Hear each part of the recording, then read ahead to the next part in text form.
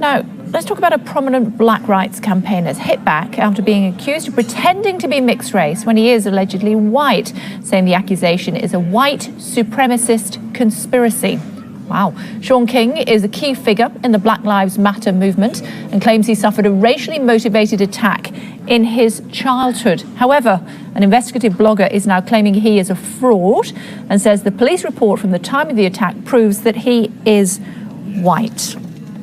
Let's talk about it in more detail. Should be joining us from Miami via Skype is Milo. Hello. He is the Associate Editor of Breitbart News. Thank you for joining us on Sky News this afternoon. Regular contributor, of course, as many of our viewers will know. What on earth is going on here then? Well, when I'm not on your show talking about gender politics, I occasionally do real journalism. And this week I broke the story that Shaun King, one of the most prominent figures in the Black Lives Matter movement, has been telling fibs. He told Rebel magazine in 2012 that he had a white mother and a black father, and he also constantly refers to himself on Twitter and in interviews as mixed race with a mixed family. That turns out not to be true. Investigative blogger Vicky Pate has found his birth certificate and tracked down his parents. In fact, it turns out he's white. Not very many outlets in the United States are still defending him. There are a couple, Vox, BuzzFeed and Salon, who are saying, who's to determine what blackness is anyway? Being black is just a social construct. But that's a sort of loony fringe of the commentary, most of which is focused on him deceiving the black community and, most crucially, damningly, and I think this is a problem for his reputation. I think this is, the thing that's going to really linger.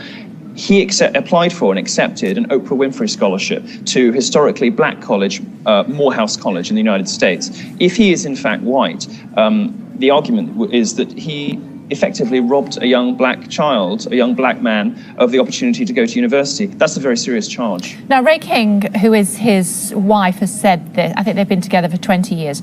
She says he has made many mistakes, just like me and just like you. But regarding his race, he's never lied, not once. His story is beautifully difficult and painful, and I've actually encouraged him to tell it publicly because it is a unique expression of this country's sordid and ridiculous history with race. But it's his story to tell. What would you say in response to that? There's a weird sort of sleight of hand going on here. Shaun King didn't come out yesterday in response to my story. When we published on Breitbart, the revelations, we sourced his birth certificate ourselves. We established, I think, beyond doubt who his father is. And even if he's now sort of subtly suggesting that perhaps his father is someone else, there's still a police report from 1995 that lists him categorically as white. We've also had family members. One family member told Don Lemon on CNN, this guy's white. We grew up with him. He's white. Family members and old family friends of Shaun King's have also come to me and said, yes, I remember him, and he was white. There's a sleight of hand going on here where there's sort of implication that something terrible might have happened to his mum. I think it's a distraction tactic. If it were true that he were biracial, or if it were true that he was simply white, why isn't he just saying so? Shaun King went on a 40 or 42 tweet rampage yesterday, blaming me for some sort of extraordinary white conspiracy theory. I mean, this is all smoke and mirrors. The fact is, this guy took a scholarship at Morehouse College, a scholarship paid for by Oprah Winfrey that is intended for young black men. He's also set himself up explicitly stating that he is a biracial man as one of the leaders of Black Lives Matter. It turns out he's Caucasian. That's fairly cut and dry for me. If he's white or not, he should simply come out and say so. And these sort of sly implications designed to shame people into not asking any more questions, to me, I think it's a pretty poor way to explain some of the many questions that his black supporters will be having today. Let's talk about this attack then. He says that he was put upon by a huge group of people. You are suggesting, or it is being suggested, that actually it was just fisticuffs between two people. Sheer gold coming out in his defense. He says he was there at the time. He says he never saw what hit him, Shaun King. He never had a chance. I didn't stop to count how many attacked him, but the number was easily in the neighborhood of a dozen. They were big white farm boys.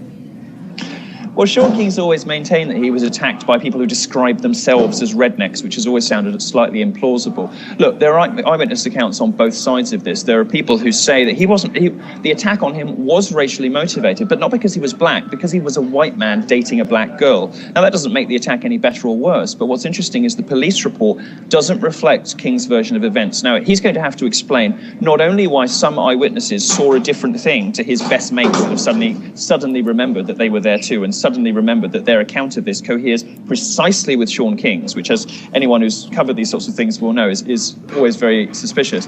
But also why some eyewitnesses remember things entirely differently, and why the police report, in addition to listing him as white, says that he suffered minor injuries, not the terrifying and crippling spinal injury he claims, and that the attack was simply a spat between two people. What we have to go on is the police report, I think. They were there at the time. This is 1995. It was 20 years ago now. He's going to be able to produce people who will say anything for him. You know, he's a very popular, very prominent civil rights leader. It's not like no one's ever lied for them in the past. I think what we have to go on is the police report and the eyewitnesses and the people who knew him and who doubt his story, who are either his own family members or other people who knew him as growing up. I'm sure his supporters would say, let's not go with the police report. And furthermore, they would say that this is taking away from the issues, which, in their opinion, is police brutality. Well, I think Shaun King's own biography and the questions about it are distracting from the narrative about police brutality. He always likes to distract us whenever he has difficult questions to answer by all of the good work that he does. But that good work is being called into question. How can we trust anything this man says on any subject when basic facts about his own biography are inconsistent? He tweeted once that he was the father to 4 daughters, and 6 months later that changed to 3 daughters. Now, sure, maybe that was a family tragedy, but it's not the only thing in which he's inconsistent. It isn't just his race. He sometimes says he's had 3, sometimes 4, sometimes 5 spinal surgeries. Everything about this man's life seems to be slightly confusing or questionable or have some sort of fog around it. And I think his supporters, who have donated, by the way, something like $500,000 by his own estimation to his fundraising efforts, and some of that money is still unaccounted for. His own supporters want to know who this man is. They want to know the truth about him, and they want to know if they can trust him when they spend money, when they donate money to the causes he thinks are important, in good faith, believing that he is who he presents himself to be, and that the money is going to end up where it belongs. Because this isn't just, an activist who takes to the street and blogs. This is a man who raises large sums of money for the causes he cares about, and about whom the Washington Post said there are huge questions about whether that money ever reaches the intended victims to support them. You must accept on some level, though, must you not, that he does try to help black communities who feel they are being oppressed by police or police brutality, depending on your perception? Yes, of course, and that's the great tragedy about this. It's not like there aren't problems in America. There's not like there aren't problems, with race in America. It's not like the black community doesn't have some valid grievances in the United States. The problem is that every one of their spokespeople seems to turn out to be a fraud. We had Rachel Dolezal, who was an NAACP spokesman and an academic in Washington State, turned out to be white, turned out to have lied about dozens of things. We've got this guy who turns out to have lied about dozens of things. What is it about the Black Lives Matter movement which is attracting these lying, mendacious attention seekers who are papering over what they consider to be embarrassing about their pasts? Are we now so ashamed of white people that we're encouraging people to pretend to be black? Why do they need to pretend to be black in the first place? It's not like the black community doesn't have white figureheads. It's not like there aren't questions to answer. But what is it about, I think there are interesting questions there, for our society, the society we've created where it seems to be okay to always bash straight white men and all this kind of stuff. Why are some people so ashamed of their own identity that they pretend to be a different race? It's very weird. And I think, sure, he's doing some good work. There's a lot of questions to answer on race in America. But the one thing that has to be cleared up now, is he black? Is he white? And why did he lie? Why are you in Miami? I'm on holiday, actually. My holiday's been completely destroyed by this story, so I'm sorry if it's loud and I'm wearing silly earphones and all the rest of it. I'm in my hotel lobby talking to you. We've been legaling this story for a long time. We've been working on this. We've been making sure that we've got our facts right. We've been retracing the steps of the investigative blogger Vicky Pate took, making sure that she got everything right, making sure that we were absolutely right on this, and we were. It's appeared everywhere. It's been on CNN, Fox News, the New York Times. This is a huge global story now, and it's a really important thing, I think, for us to start holding people to account who claim to be moral guardians for the rest of society, who pontificate on platforms about police brutality, but who themselves are unable to answer basic questions about who they are. So yeah, I'm still hoping that I'll get to the pool at some point, but I'm not sure. And you've been on Sky News as well now. It's always great to talk to you. Thanks very much indeed. Thanks so much, Milo. Kate. Cheers. Thank you. Thank you. Should white people really be allowed to define who is black? Still to come on the programme for you. Business News.